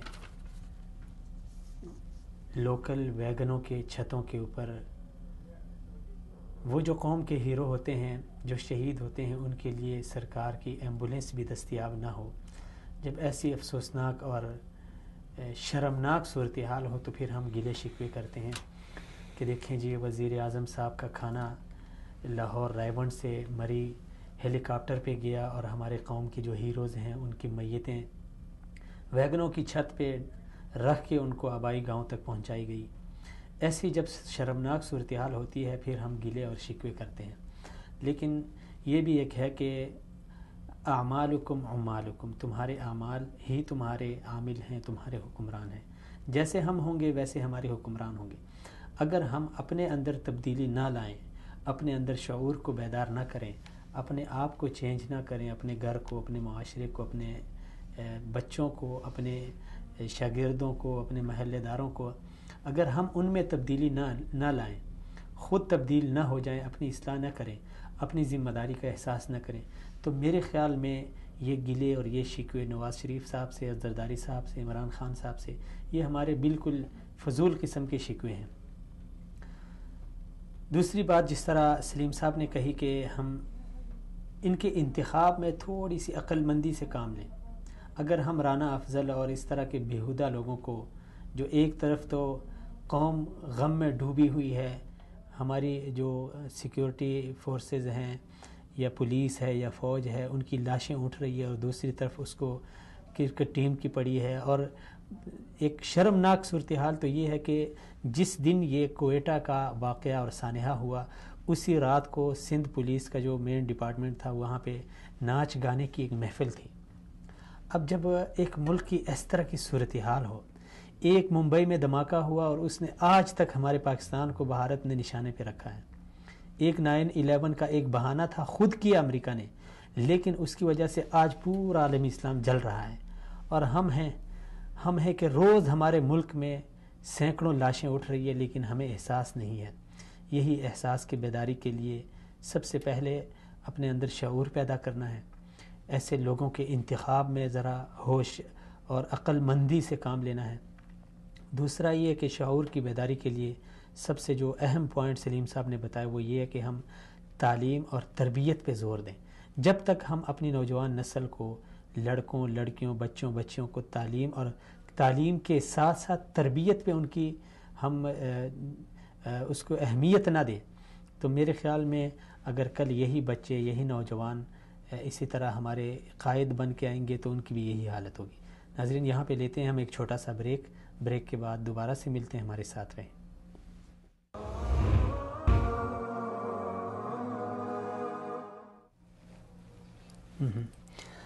السلام علیکم ناظرین, ویلکم بیک. ایک بار آپ کو پھر خوش آمدید. ناظرین, بات آگے بڑھانے سے پہلے یہاں ہم ناصر محمود ملک صاحب ہمارے ساتھ کال لائن پہ موجود ہیں, ان کو لیتے ہیں. السلام علیکم ورحمۃ اللہ.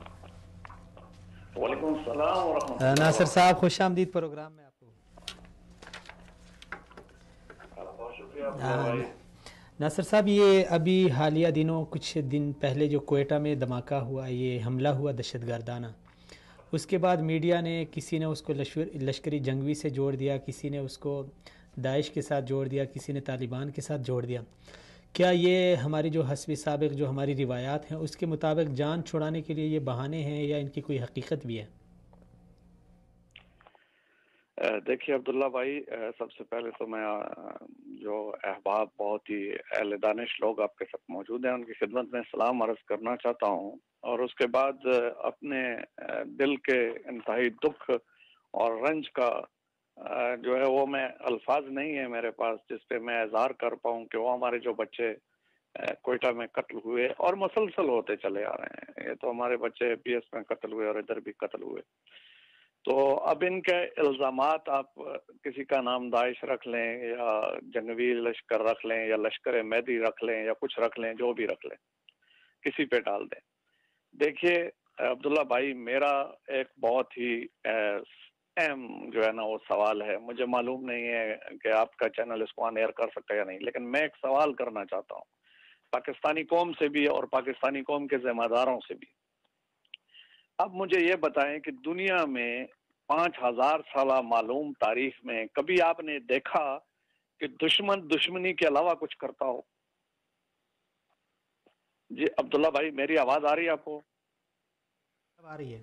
ہیلو، جی آ رہی ہے آواز۔ تو میں یہ عرض کرنا چاہتا ہوں کہ دشمن جو ہے وہ دشمنی کے علاوہ کچھ نہیں کرتا، تو جو ہم ہیں ہمارا کام ہے کہ وہ دشمن کا مقابلہ کریں، ان کا راستہ روکیں، اور جو راستہ روکنے کی ذمہ داری ہے، بہت معذرت کے ساتھ میں یہ کہنا چاہتا ہوں کہ یہ جو قتل عام ہے اس کی ذمہ داری ان لوگوں پر ہے کہ جن کی ذمہ داری حفاظت ہے۔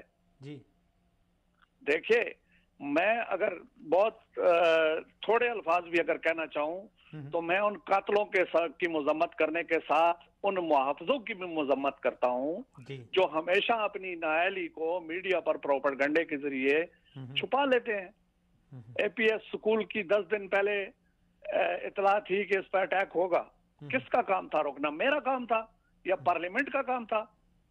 ان کا کام تھا، جن کے ہم اس لیے رکھتے ہیں اور ساری دنیا اس لیے رکھتی ہے کہ ہمیں دشمنوں سے بچائیں، ہماری سرحدوں کی حفاظت کریں، اور جن کی ذمہ داری یہ ہے کہ وہ ہماری حفاظت کریں، یہ ان کی نااہلی ہے، ان کی ناکامی ہے، اور ان کو کٹہرے میں کھڑا کرنا چاہیے اور ان کے خلاف کارروائی کرنی چاہیے۔ کوئی فائدہ نہیں ہے داعش کو گالیاں دے لیں، اور یہ شیطان کی تنظیمیں ہیں، میں تو ان کو شیطانی تنظیمیں مانتا ہوں، یہ انسانی تنظیمیں ہی نہیں ہے۔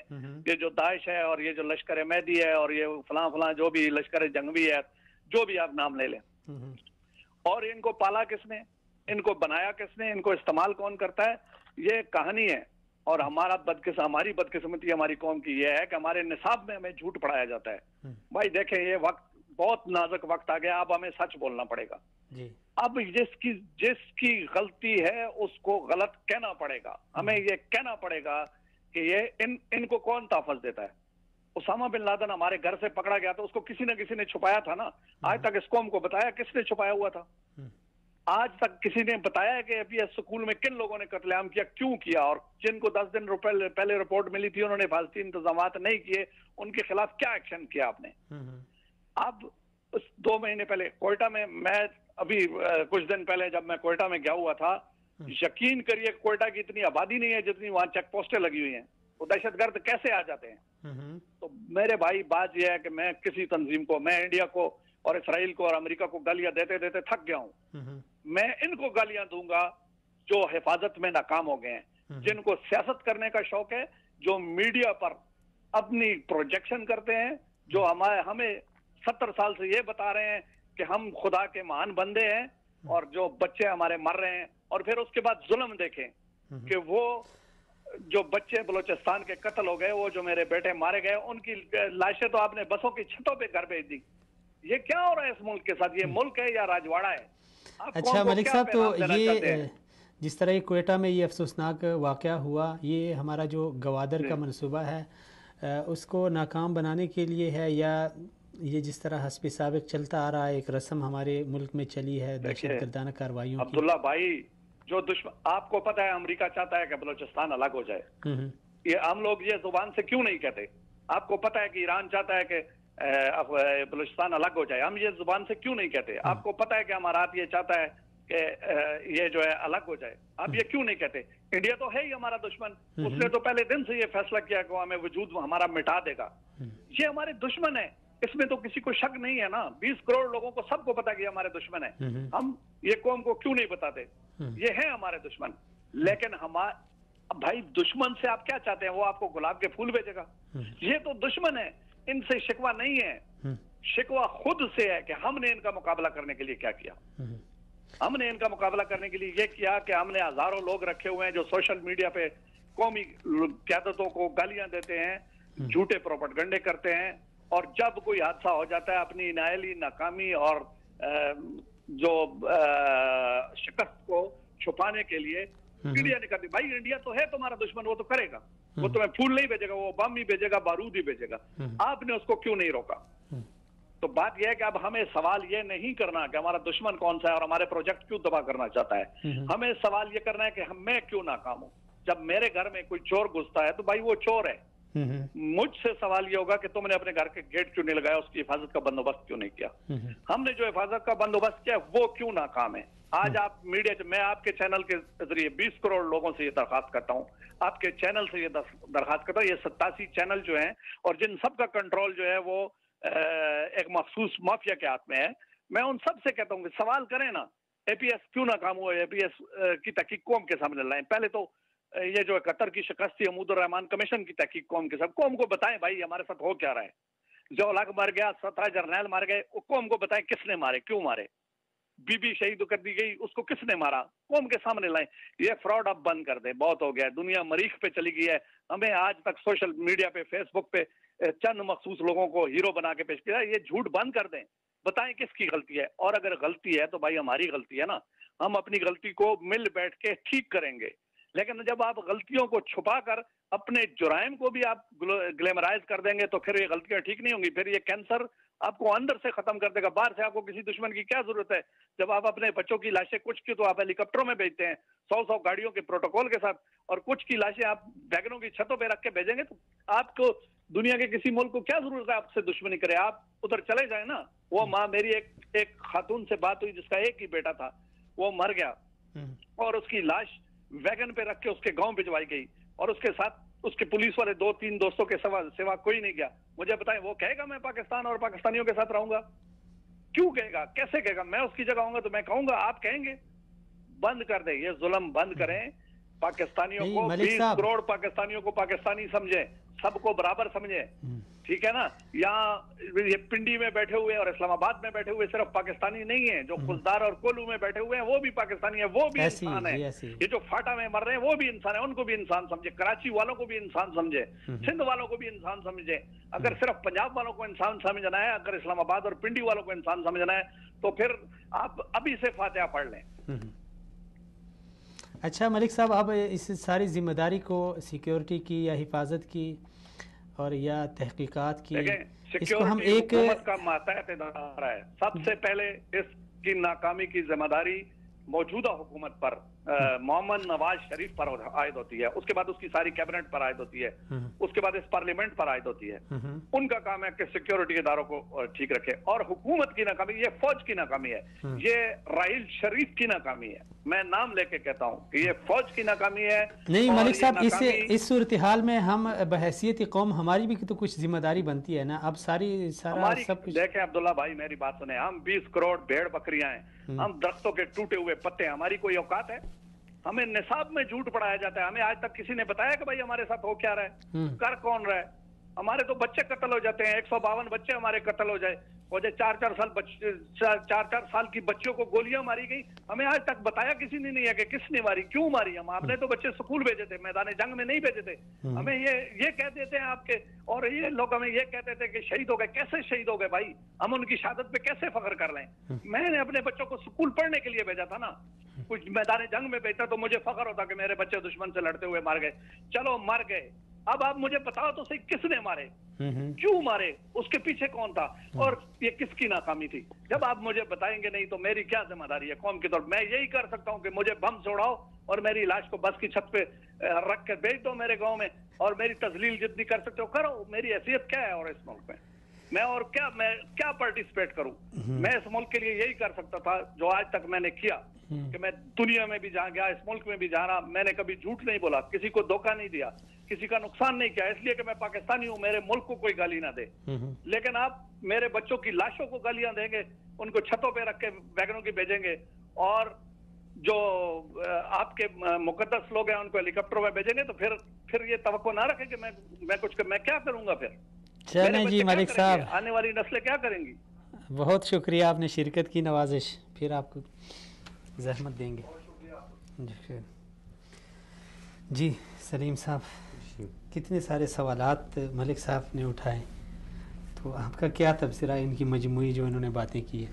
नहीं, इस चीज़ में तो कोई शक नहीं, जो उन्होंने कहा कि यानी बाहर से एक आदमी को तभी मौका मिलता है, तभी मौका मिलता है, जैसे मैंने पहले भी कहा कि जब तक आप अंदर से उसे कोई मौका नहीं देता।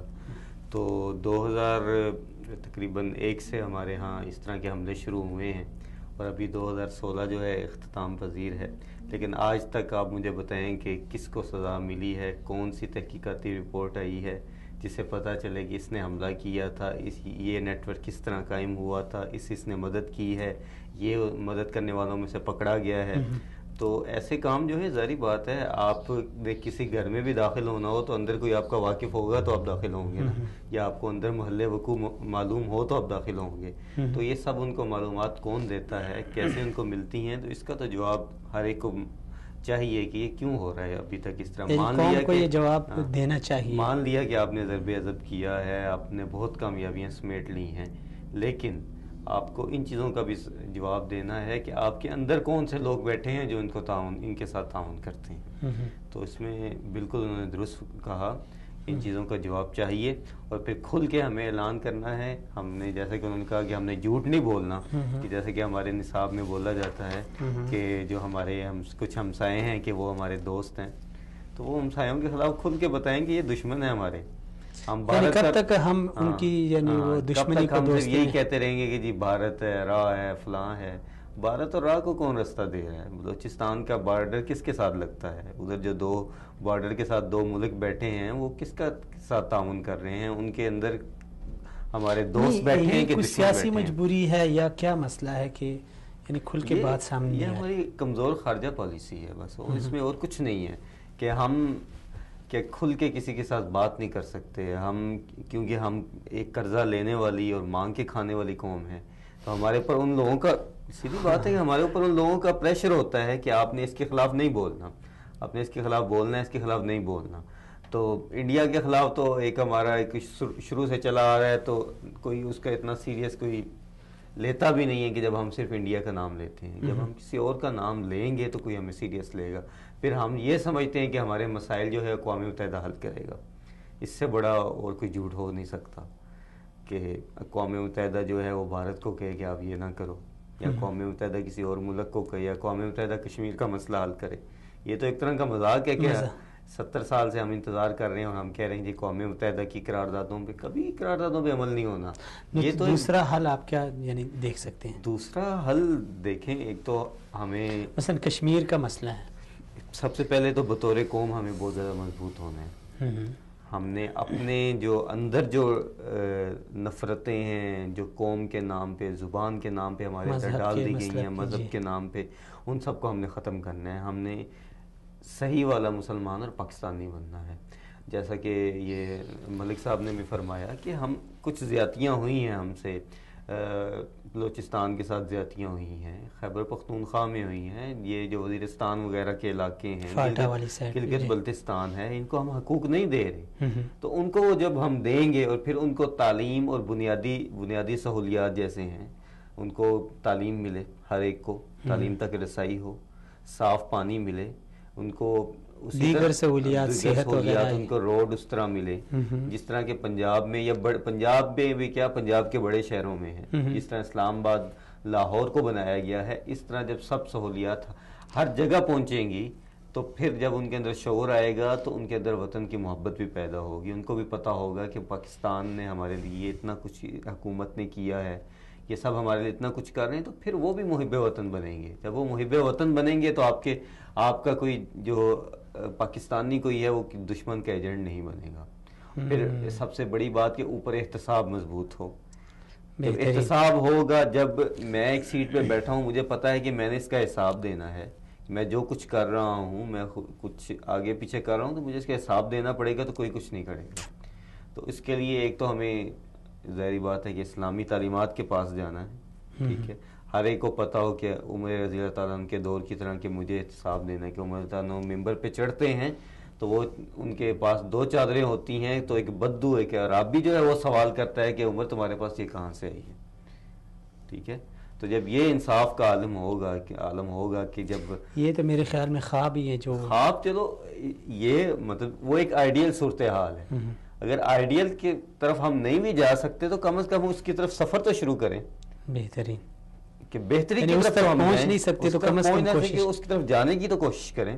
ٹھیک ہے, بلکہ مجھے واقعہ یاد ہے کہ عمر رضی اللہ تعالیٰ عنہ جب فلسطین کی فتح کے لیے جا رہے تھے, مدینہ سے جب آپ نکلے تو آپ ایک اونٹ پہ تھے, اسی ایک ہی اونٹ پہ غلام اور آپ باری باری سوار ہوتے تھے. اگر غلام سوار ہو رہا ہے تو آپ اس کی اونٹ کی نکیل پکڑ کے چل رہے ہوتے تھے. اسی عالم میں صحرا میں ایک جھونپڑی کے پاس پہنچے تو دیکھا کہ ایک عورت ہے بوڑھی, وہ بیٹھی ہوئی ہے. تو عمر رضی اللہ عنہ جیسا کہ انہیں عوام کی فکر تھی, فوراً اس سے سوال کیا کہ بڑھیا تم ادھر بیٹھی ہو, تمہارے پاس کچھ رزق کچھ کھانا پینے کا پہنچتا ہے؟ کہتی کبھی پہنچ جاتا ہے کبھی نہیں پہنچتا. تو کہا اس کی کیا وجہ ہے؟ کہا وہ پتہ نہیں کس نے عمر کو حکمران بنا دی ہے, اس کو اتنا بھی نہیں پتا کہ اس کی رعایا میں ایک ایسی عورت بھی بیٹھی ہے جسے کچھ کھانے پینے کو نہیں مل رہا. تو عمر نے کہا کہ بڑھیا عمر تو جو ہے مدینہ میں بیٹھا ہے, وہ کیسے تمہارا خیال رکھے؟ کہا اگر عمر مدینہ میں بیٹھ کے اس کو میرا نہیں خیال, تو اس کو کس نے کہا تھا کہ وہ حکمران بن جائے؟ اس کو حکمرانی دی کس نے ہے؟ تو وہ اس کو اپنی ریاست سے علیحدہ کر دے. اگر وہ اس کا خیال نہیں رکھ سکتا تو پھر اس جگہ کا خیال رکھے جہاں کا وہ خیال رکھ سکتا ہے.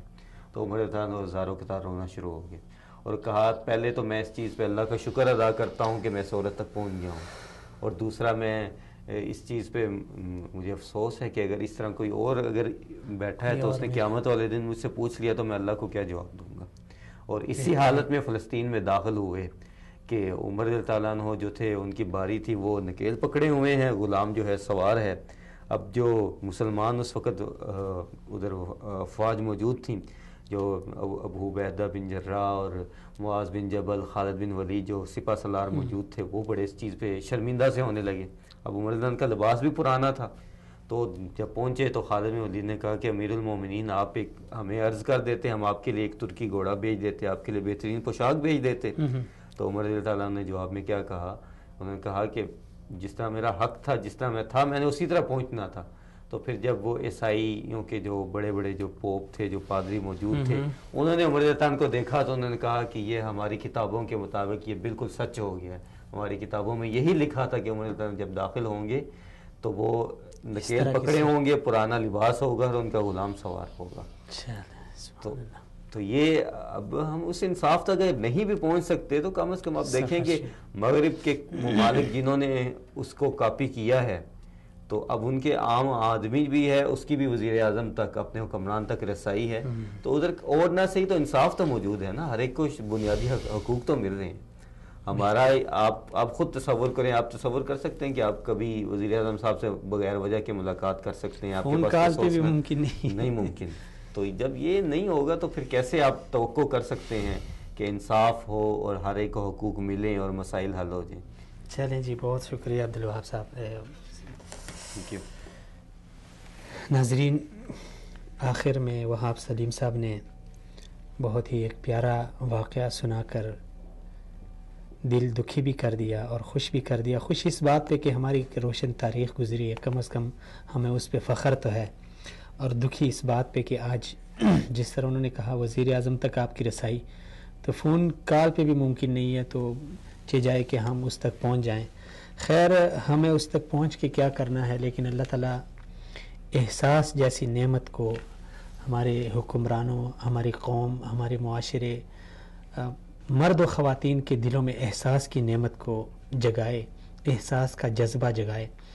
جب کبھی انسان کے دل میں احساس کا جذبہ پیدا ہو جائے تو پھر اس کی حالت ایسی ہو جاتی ہے جس طرح حضرت عمر فرمایا کرتے تھے کہ اگر دریائے نیل کے کنارے ایک کتا بھی, اگر عمر کی رعایا میں ایک کتا بھی فوت ہو جائے, بھوکا مر جائے, تو عمر کو اس کا جواب دینا ہوگا. تو جب احساس کسی چیز کا پیدا ہو جاتا ہے تو پھر انسان کی یہ کیفیت ہوتی ہے, اور جب احساس نہ ہو تو پھر اس کے بعد ہم جو بھی شکوہ کریں, مثلا ہم پاکستان میں ہیں, ہم کہتے ہیں کہ بلوچ قبائل نے بغاوت کی, انہوں نے بندوقیں اٹھائی, فاٹا میں, وزیرستان میں, گلگت میں لوگ غیروں سے مل گئے. ارے بھائی غیروں سے کیسے نہ ملیں جب آپ نے ان کو نظر انداز کیا, جب آپ ان کو پاکستانی ہونے کا حق نہیں دے رہے, تو پھر وہ کیسے پاکستان کا ساتھ دیں گے, کیسے ہمارا ساتھ دیں گے؟ اللہ کریم ہمارے اس ملک کی حفاظت فرمائے, عالمی اسلام کی حفاظت فرمائے, اور ہمیں اتفاق اور اتحاد کی توفیق دے. اسی دعا کے ساتھ آپ ناظرین سے اجازت چاہتا ہوں. اگلے پروگرام میں پھر سے ملاقات ہوگی, تب تک کے لیے السلام علیکم ورحمۃ اللہ وبرکاتہ.